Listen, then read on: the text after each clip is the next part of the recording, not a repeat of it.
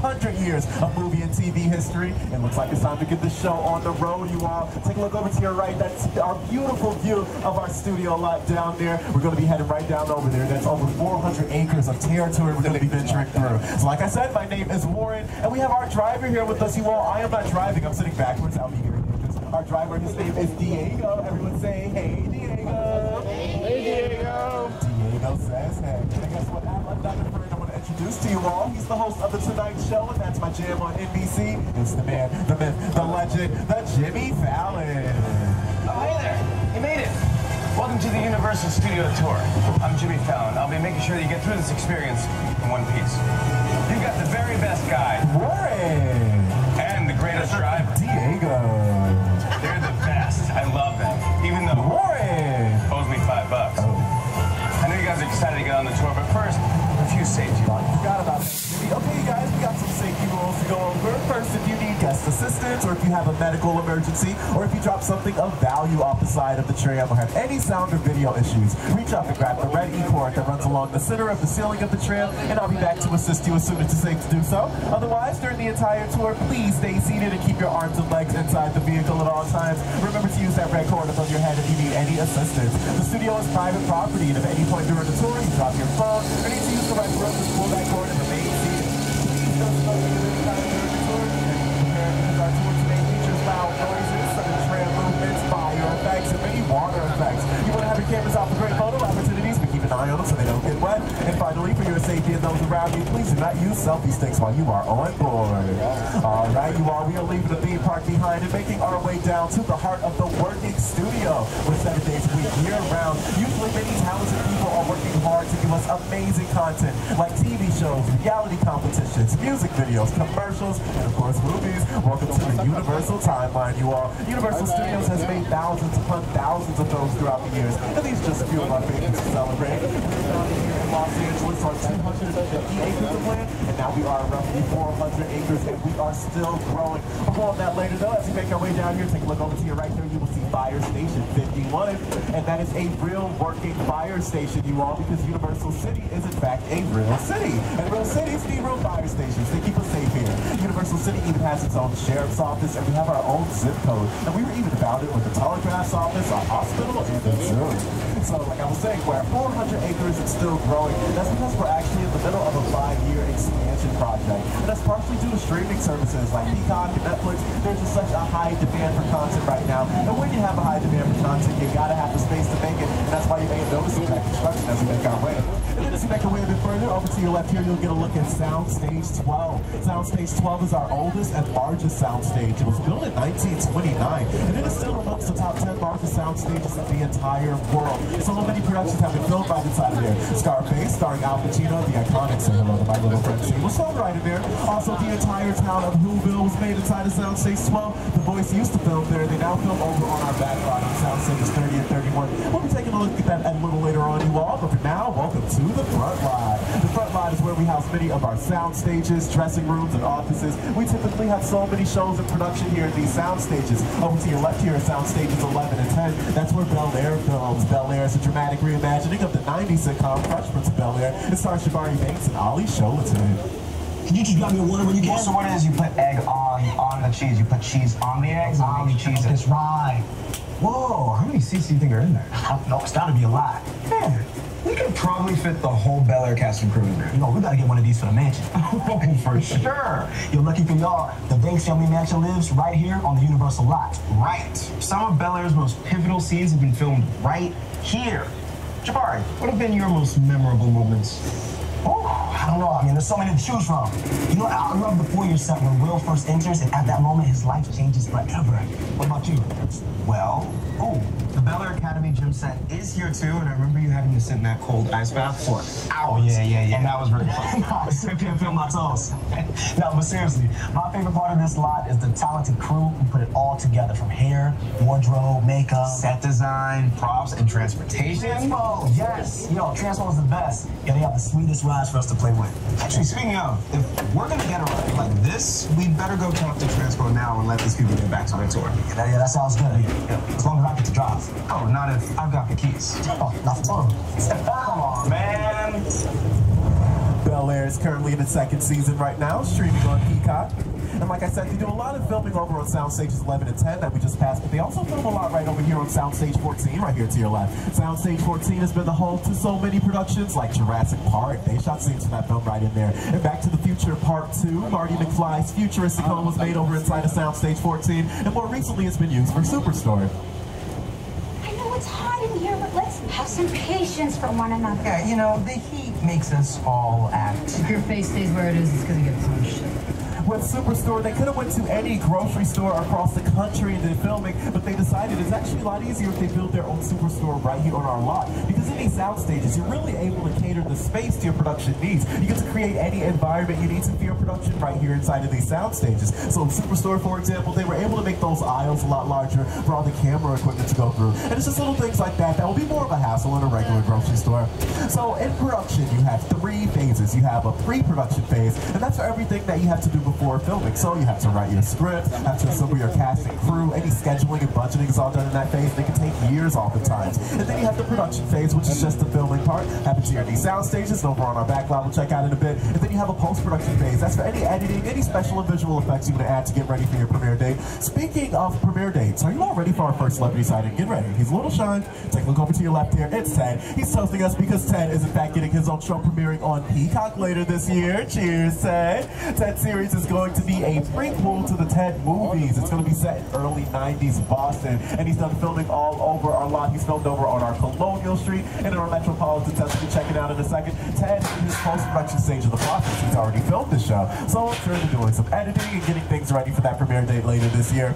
Over to your left here, we have our production bungalows. This is where a lot of that pre-production planning happens. So many talented writers, producers, and directors from all over town have offices right over here. Amy Pascal, Pascal Pictures, is giving us Spider-Man No Way Home, the station right over here. So is Jordan Peele with his Monkey Paw production company. Jordan Peele just recently announced his 4th film is expected to hit theaters on Christmas Day, 2024. Personally, very excited about that one. Mark Blatt Productions, he's giving us films like La La Land and the new Wicked movie coming out next year. And you can see as we make our way all the way back there to the left, he has a little promotion hanging up over there for us. The first part of the Wicked film hits theaters on November 27th, 2024. It stars Ariana Grande and Cynthia Erivo. And then pretty soon over to your left at the 5195 building, you'll get a look at the silhouette there on the building. That silhouette is Alfred Hitchcock's silhouette because that was his very own bungalow. Alfred Hitchcock is one of the most prolific filmmakers of his day. He gave us films like The Birds, Vertigo, and of course Psycho, all of which filmed right here on our lot. Lou said he could move into that office. I said, no, I can never be in Hitchcock's office. That should be a shrine, a museum. Very exciting, just to know that he was there and walk by and know he was in that office. Hitchcock has influenced every director. I saw Hitchcock once walking around the commissary. Hitchcock had his bungalow on the lot. I used to go see Alfred Hitchcock. I love working with him. I highly respect him. He really understood fear and terror. The Birds, that was a really scary movie. The Birds? Oh, man. That had me looking at crows like for the next 10 years. Psycho, of course. Vertigo was one of the all-time great masterpieces. Hitchcock was master. All right, you all, we are making our way to the backlot now. The backlot is where we do a lot of our larger scale scenes. Exterior scenes are usually shot here on the backlot. As we make our way over to your right, you'll get a look at our metropolitan sets. Metropolitan sets are used to be any metropolitan city in the world. It's usually New York or Chicago, but it's even in London and Kansas City. If you want us to do a scene in a big, bustling city, you will come out to our metro sets. And then up ahead, you'll get a look at our Brownstone Street. Brownstone Street is used to be any New York City brownstone street that you would need in a production. Mindy Lahiri has lived here at the Mindy Project, and so is Jim Carrey and Bruce Almighty. Raise the door! I'm in the shower! Inside bad, outside good. Inside bad, outside good. That's right over there. Oh, you're done now. Okay, great. B-E-A-U. In the first part of that clip, we saw Jim Carrey indoors. He actually filmed that bit on the soundstage on our lot. And then he went right there to Brownstone Street to finish up the rest. Believe it or not, the 2 parts of that one scene were filmed months apart from each other. But all right, well, I'm wondering if we have any Back to the Future fans aboard today. I think today might be your lucky day. Take a look over to your left there. You'll see where all those iconic clock tower scenes were filmed. Welcome to Courthouse Square.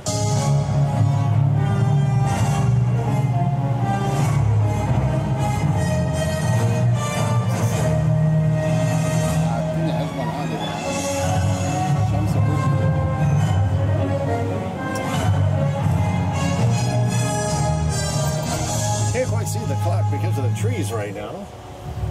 It was actually the back lot of Courthouse Square that inspired the entire climax to Back to the Future. I had seen something in the clock tower on that ledge. There's a ledge about that wide. And I was standing inside looking at the ledge, and I already had vertigo. I just thought there's no way in the world, no way I'm going to stand on that. I was up there for quite a while. Of course, I had a cable.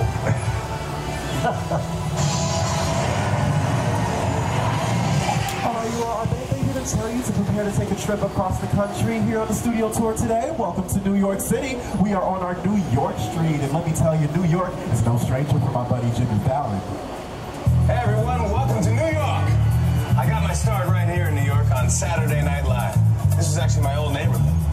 Once got mugged over there by an old woman, tough lady. This is my favorite hot dog guy. Hey buddy, how's it going? Remember me? No. Just like old times. Gotta love New York City. Hey, I'm walking here. It's cool, guys. I was just walking there. So it's not exactly New York, but a lot of times when you see New York in the movies, it was shot right here on the Universal Metro sets. If you can make it here, you can make it anywhere. Even if you make it here on the Universal lot.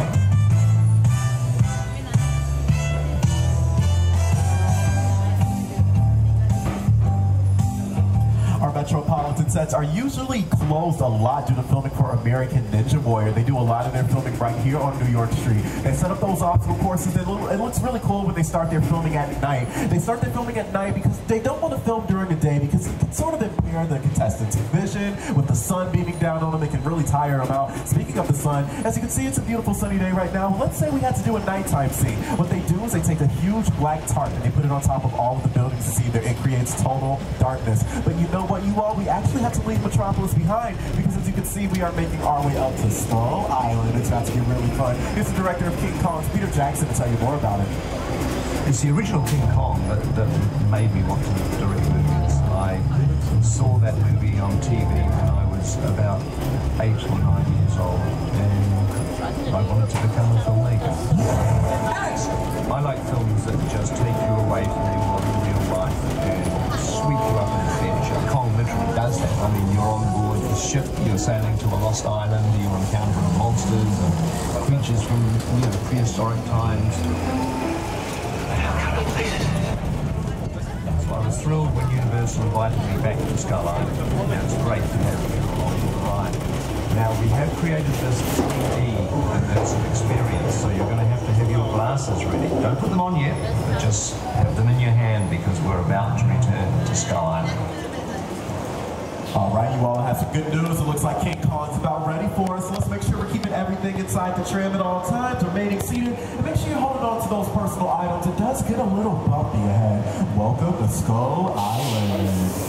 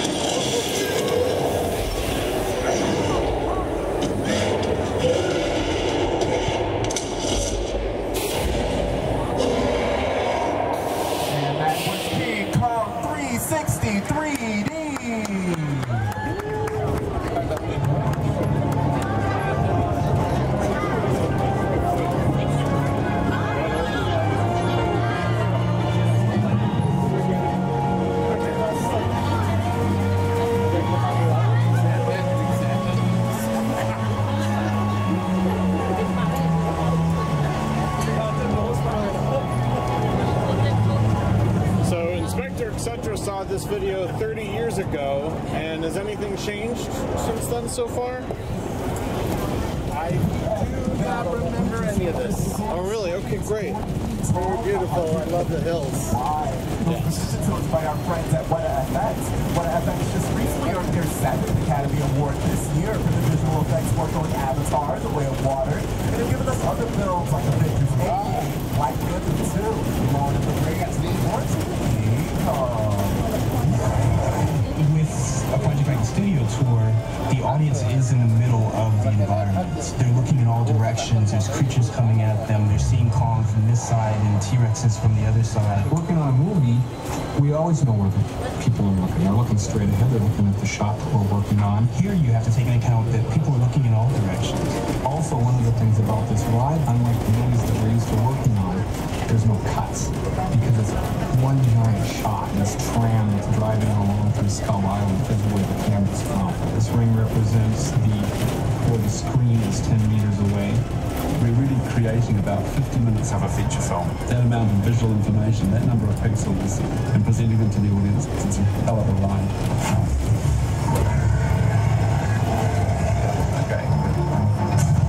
Alright, I know a lot of you saw that last tram car get pulled onto the screen back there in Skull Island. Unfortunately, we just had to say goodbye to those folks. It's so sad, it really is. But the moment it got pulled onto the screen, it became what we call a picture car. Picture cars are any mode of transportation that you see on your screen. It doesn't even have to be a car. It can be a bike, a boat, a bus, a plane, or a tram. As soon as it's on the screen, it is deemed a picture car. Get your cameras ready, folks. We got some really cool picture cars to show you.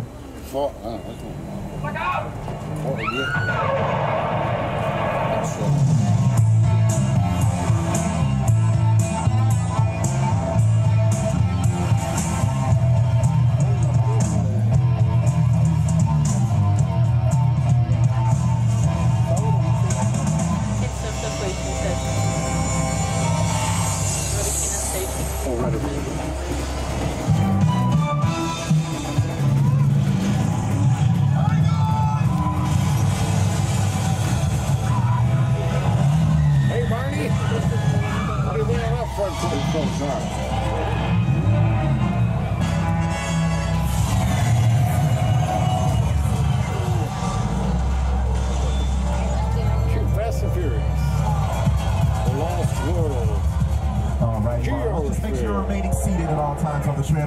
Take a look at this Crawdaddy boat from Us. Winston Duke fought a version of himself in the film, and if you take a close look at the back of that boat there's still some fake blood spatter there from the movie. And the huge tank here from Transformers looks like a big hunk of metal. Well, it's actually plywood. Plywood is your friend when you're making set pieces. It makes it so much easier to manage on set. It's a lot lighter to move around, and it doesn't even rust out. If you want some rust, you can just paint some on. And I know you all saw that gyrosphere from Jurassic World back there. Take a look to your right. You'll see one of the Jeeps from Jurassic Park. And you know what? I do think it's about time we head to that island off the coast of Costa Rica. Welcome to Jurassic Park. That's right, my friends. Welcome to Jurassic Park.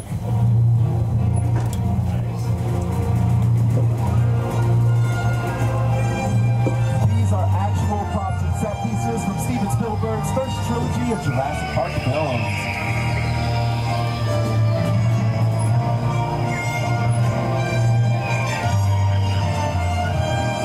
Check out that mobile lab there from the Lost World. More plywood.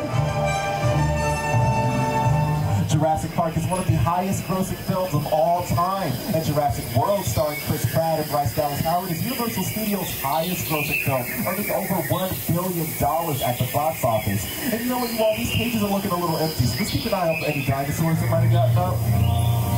Uh-oh.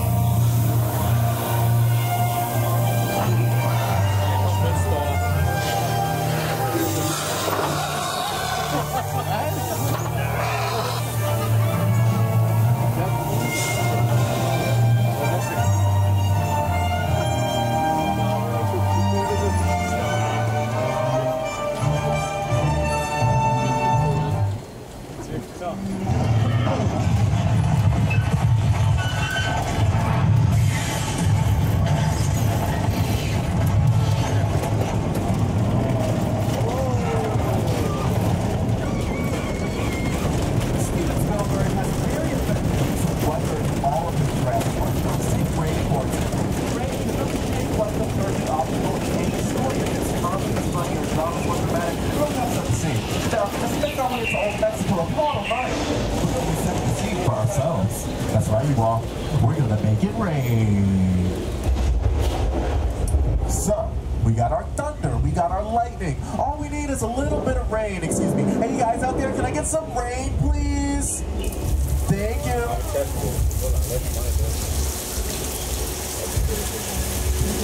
Now, if you're trying to capture the rain on your phone, it may be a little hard to show up. In the movies even, they have to use a special lighting. They light the rain on both ends so it comes out properly on camera.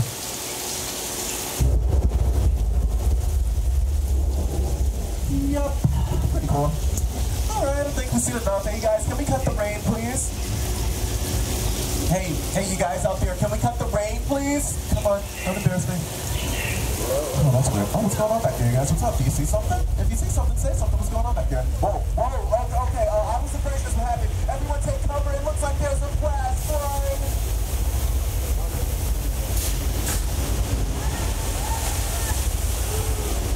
If you're sitting in a blue seat today, you might get wet. Check the seats. Oh, wait. No, they're all blue. Oh, no. Check out flash flood in action in this clip from Big Fat Liar.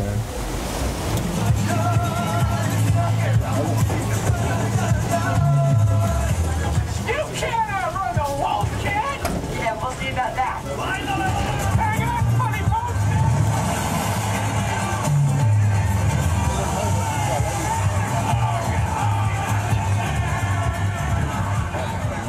All right, you all, let's go ahead and make our way out of Old Mexico and head to the Old West, y'all.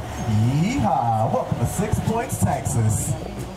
And as we make our way here, pretty soon over to your left, you'll get a look at a saloon that's more recently used in Quentin Tarantino's Night Go. Once upon a time in Hollywood, starring Brad Pitt and Leonardo DiCaprio. They did filming on the inside and outside of that saloon there. So that would be what we call a practical set, when you can actually go inside and do filming. Most of these other buildings you see here, these are all fake. These are called facades. If you were to walk into any of these other doors, you'd still be outside.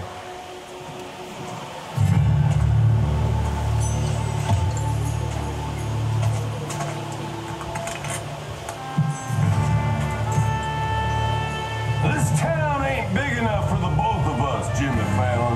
Well, I ain't going anywhere, Jimmy Fallon.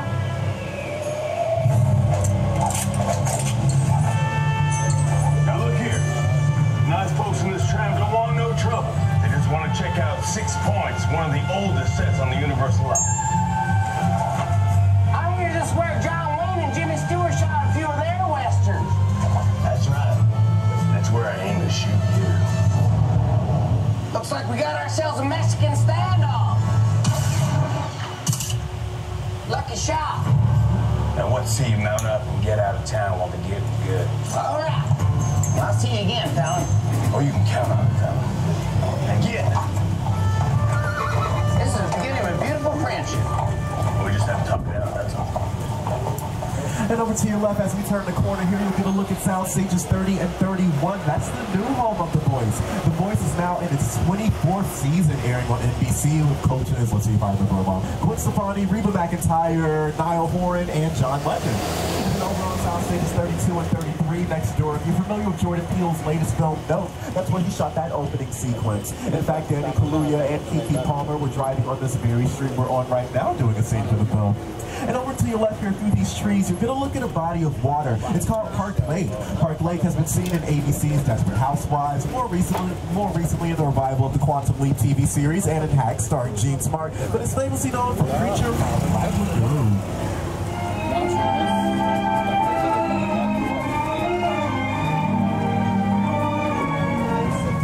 Creature from the Black Lagoon is one of Universal's many monster movies. From the 1920s to the 1950s, Universal Studios became known as the Monster Movie Studios. Those films were our bread and butter back in those days, and they really helped us out during the Great Depression. Films like Dracula, Frankenstein, The Bride of Frankenstein, and The Mummy, all those films were born right here in Little Europe.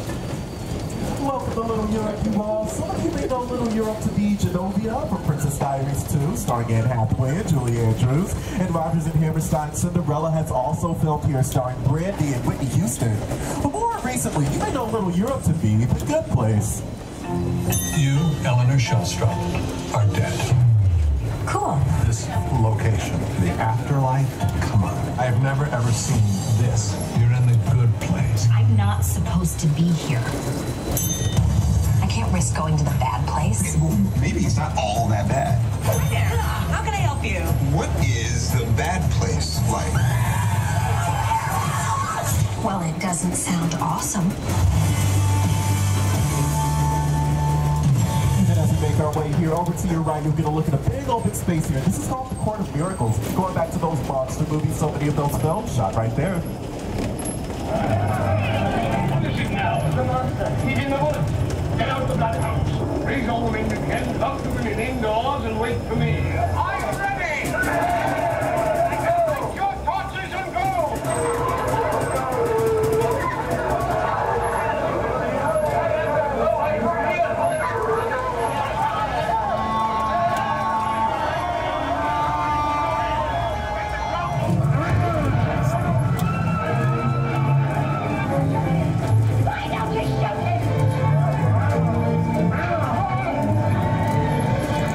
Dracula was released on Valentine's Day in 1931, and there was so much anticipation building up to the release of that film, they decided to film two versions, an English and a Spanish version. So during the day, all of the English-speaking actors and crew members will come in and do their scenes, and then after they wrapped that night, the Spanish-speaking actors and crew members would do their scenes on the same exact sets. And so many fans of the film and film historians actually prefer the Spanish version because stylistically it's very different, and also it just sounds so much better in Spanish. And I have a clip from that to show you. Take a look.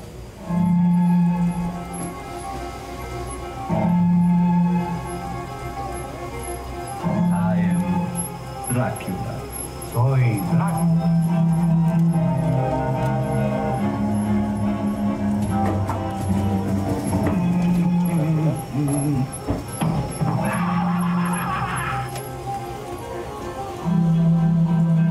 I never drink. Why? Yo nunca bebo. All right, you all. That was a great time to let you know our tour is now approximately at the halfway mark. So I just wanted to remind everyone to please stay seated during the entire tour. The studio's private property, and if you drop your phone or need to use the restroom, just pull that cord and remain seated. And you all can still see some more of our old Western sets right now. We're actually on our Denver Street. This is one of the oldest sections of our line. Every true Western has to have a great action scene where the hero gets into a big fight, and a lot of those fights involve a lot of creative Hollywood illusions. But you know what, you all? It's actually time to make a quick stop over in New England, Amity Island, if anyone's heard of it. Okay, I don't want to scare anyone, but I got word that there is a killer shark on the loose out there. But don't worry, my buddy George has been out here checking up on things, and we're just going to check up on him and make sure he's doing all right.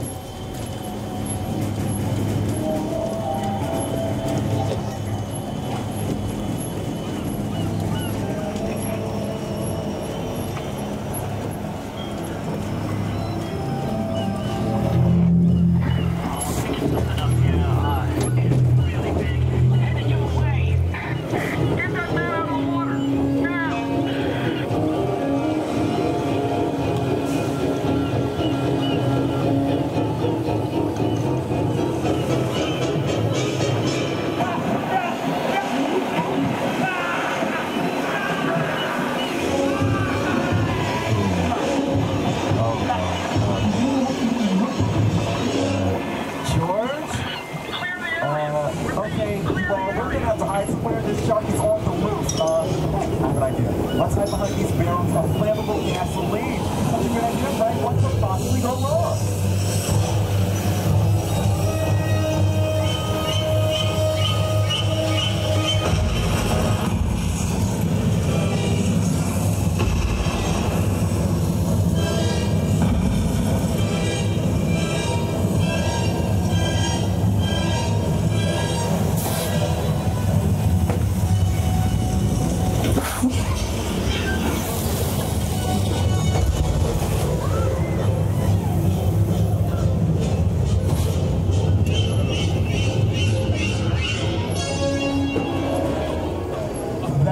Mechanical Shark Bruce coming over to say hi to you.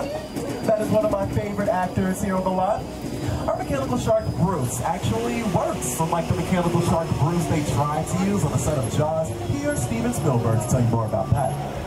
That's a much maligned shark. The shark was frustrating. It didn't really work all the time. It didn't work hardly at all. Wherever you were on the island, you could hear the radio waves. They were always saying, the shark is not working. Repeat, the shark is not working. We just waited around. We just waited and waited and waited. The shark worked well enough. For a while there, and the biggest hit of all time. So I really owe the shark a lot.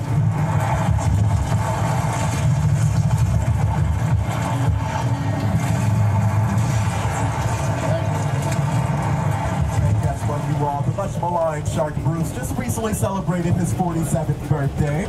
Jaws was released the summer of 1975, and our Jaws attraction here opened that following 1976. It's been through many refurbishments since then. The original Bruce had a much more animated face with huge, scary teeth, and before fire got added to the attraction in 2001, the tram used to actually tilt towards the lake when Bruce would come over to say hi to you.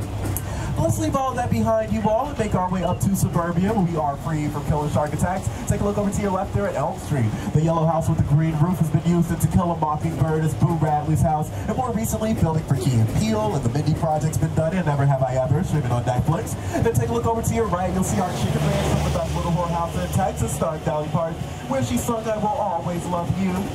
Quantum Leap has recently done filming at this house for their Halloween episode. They did filming on the inside and outside of that house, making that a practical set. Check out that facade right behind it. It's only for exterior scenes.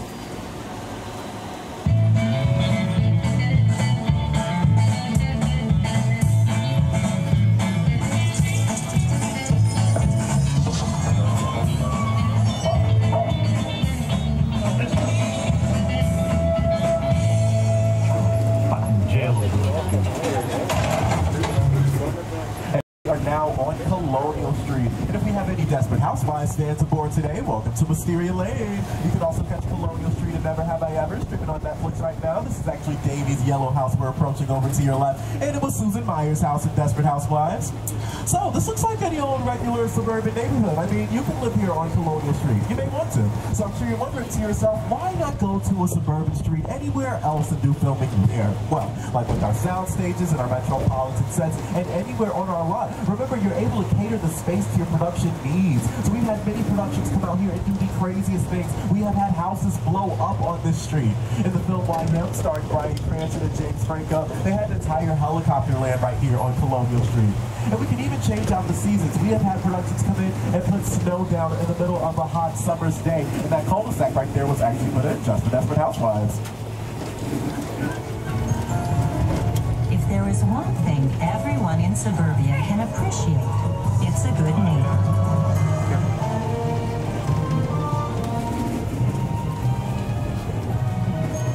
What the heck? Let's move that.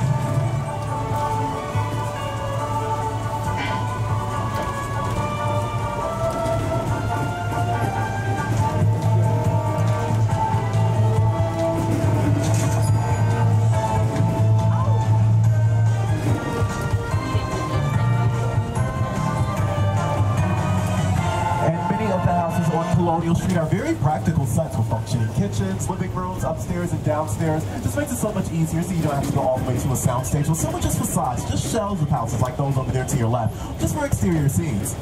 And like I said, Desperate Housewives basically owned Colonial Street with all the years it was on air, but so many other TV shows, movies, and music videos filmed right back there. Take a look.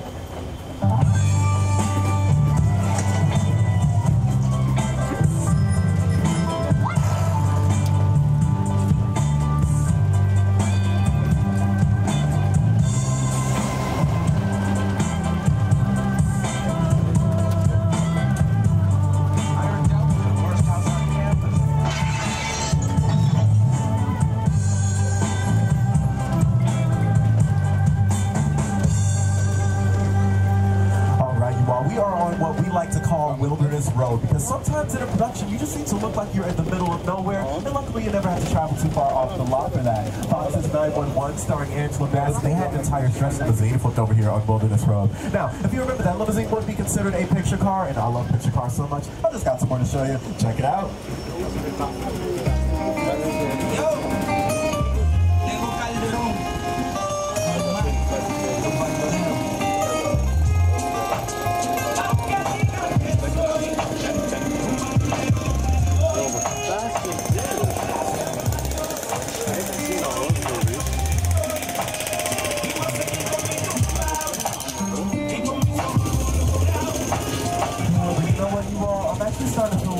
I'm sorry. I did go place you can catch some rest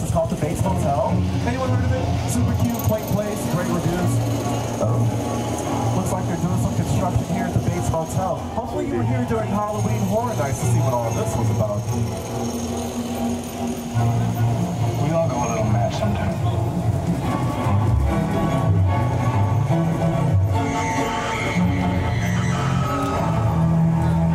It's a real comedy. There it is.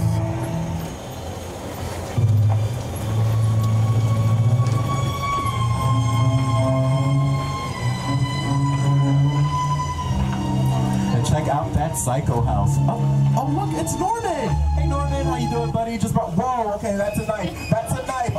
Children, cover your eyes. Everyone, be careful. Don't make any sudden movements. Car 4, be careful back here. He really likes to go after that car. Sorry, please, everyone. Okay, sorry about that. We're going to give him some much needed intensive therapy, but I actually have to show you one of the largest and most devastating film sets ever created. It's Steven Spielberg's War of the Worlds. The airplane crash site set is a perfect example of a set that is all designed around a vision that Steven had. When we first began to sit down to talk about the War of the Worlds, I thought, what if the 747 goes down right in a big neighborhood? Because it's just something you don't see. You're doing good. You're doing good. Keep your eyes on me. Listen, listen, I want you to close your eyes, okay? Now closed.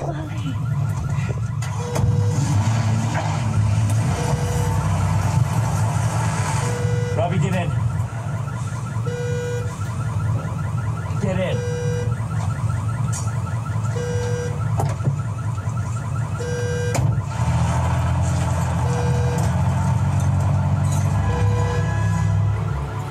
And yes, you all, that is a real 747 airplane right there. They purchased that plane for $60,000, which I think is such a bargain on an entire plane like that. And then they cut the whole thing up, distressed it, and brought it over on flatbed trucks. That operation cost $200,000. Moral of the story, it's always the shipping that'll get you. And it took them about 4.5 weeks to build up this entire crash site scene, only for it to get about 4 minutes of screen time in the film, believe it or not. And in that clip we just saw, we saw a young Dakota Fanning. Steven Spielberg actually had her blindfolded before filming that scene so she couldn't see any of this wreckage because he wanted to capture her genuine reaction on camera. And that's what we saw in the film.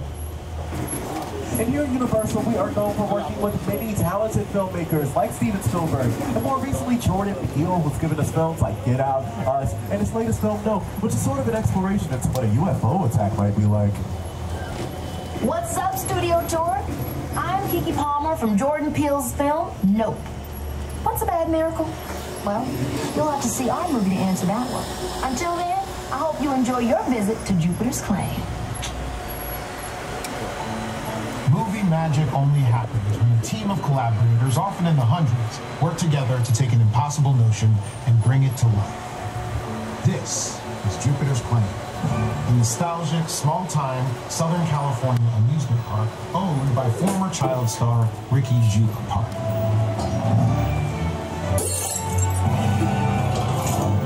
Over there, look into the winking well and have your picture taken just like the kids in that old 90s movie Kid Show. That's what this whole place is loosely based on. Remember that one? No? Why? A little further down, you can see the brand new Starlast, built to showcase an unbelievable new live show. So, anyway, behind this Hollywood fantasy, gold rush frontier town, lies a sinister secret.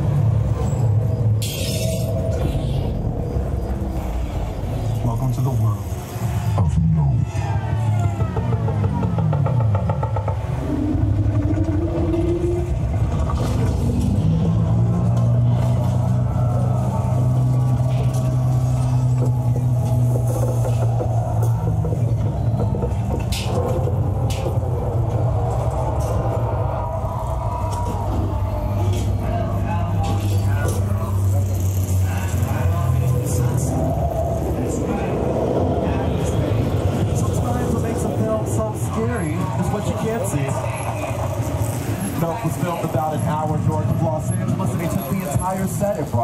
Here for us.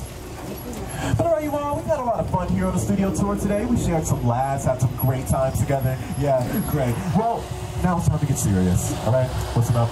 I've gotten word that there is an FBI witness aboard this tram who we have to protect. So I found this place for us to hide out. We're headed in, and we're just going to wait for further instructions. But you all, this is serious, serious business. Look, this might be more serious than I thought. What just happened? This is a secure line. Who are you? I'll tell you who I am, boy.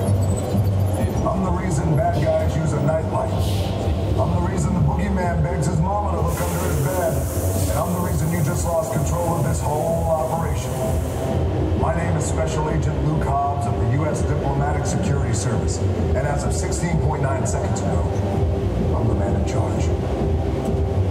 My name is Roman Pierce. Pleased to meet you. My buddy Hobbs asked us to stash you with Shaw for a while. So we brought you in our secret spot. All right, look, guys, we're gonna keep Shaw from finding you, but to keep you safe, we need your help. We don't want the syndicate tracking us here, so put away your cameras and turn off your cell phones. One flash or one ringtone can give us away. I need y'all to take this real serious. Okay, pull into the next bay and we'll meet you in there. All right, you all, you know the drill. Let's remember to keep everything inside the trams at all times, remaining seated, and make sure you're keeping those 3D glasses handy. I'll let you know when you'll need them.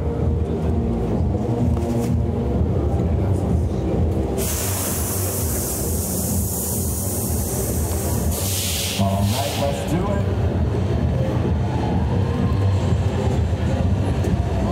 Uh-oh. Sounds like there's a party going on in here.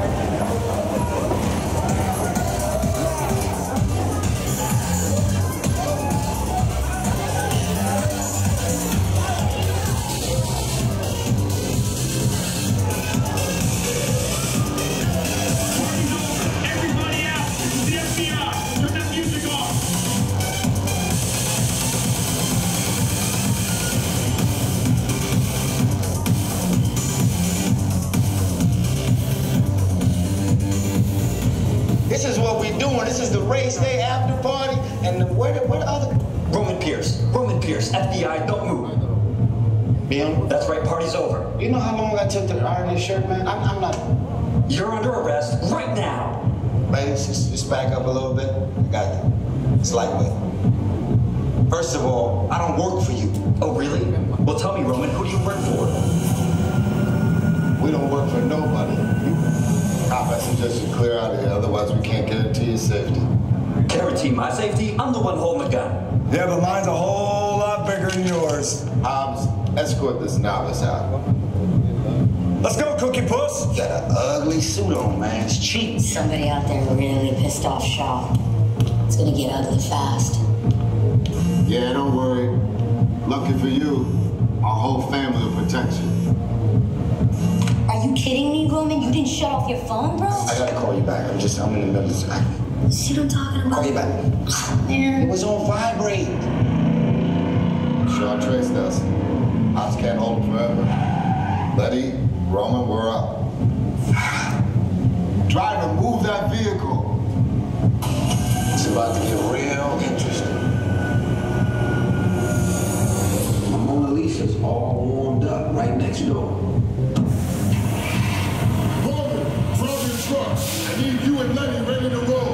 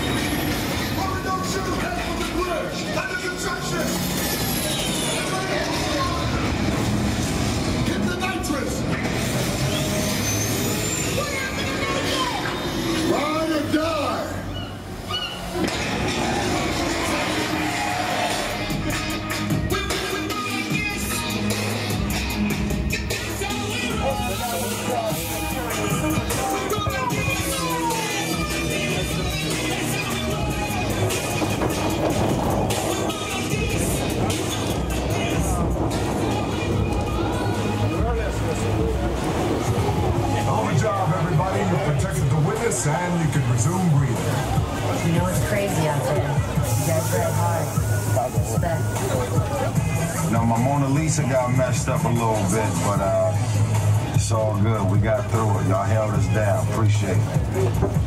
They say the bigger the family, the stronger it is. You guys did good out there. And you're welcome to join our crew anytime.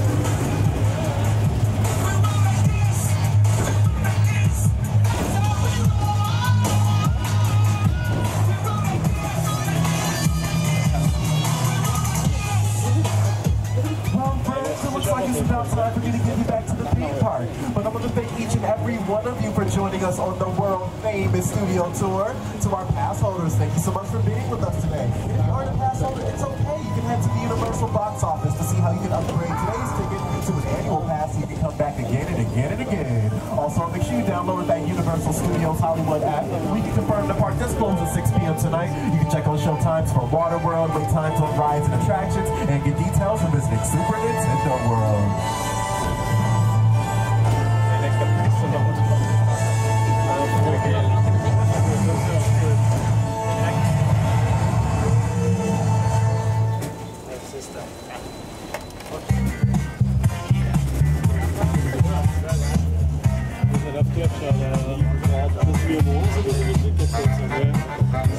All right, you all, welcome back. On your way out, just make sure you're grabbing everything you came on board with. That you wouldn't want anyone leaving anything behind. And do me one last favor, nice and loud so you can hear it. Let's give it up to our amazing driver, Diego. And once again, my name is Warren, and we hope you all enjoy the rest of your day here at Universal Studios Hollywood, the entertainment capital of LA. Bye-bye. So that's how you make a movie, Inspector etc. That's simple. The whole movie's made in 1 hour. Awesome. Would you like to go first? Thank you. Our pleasure.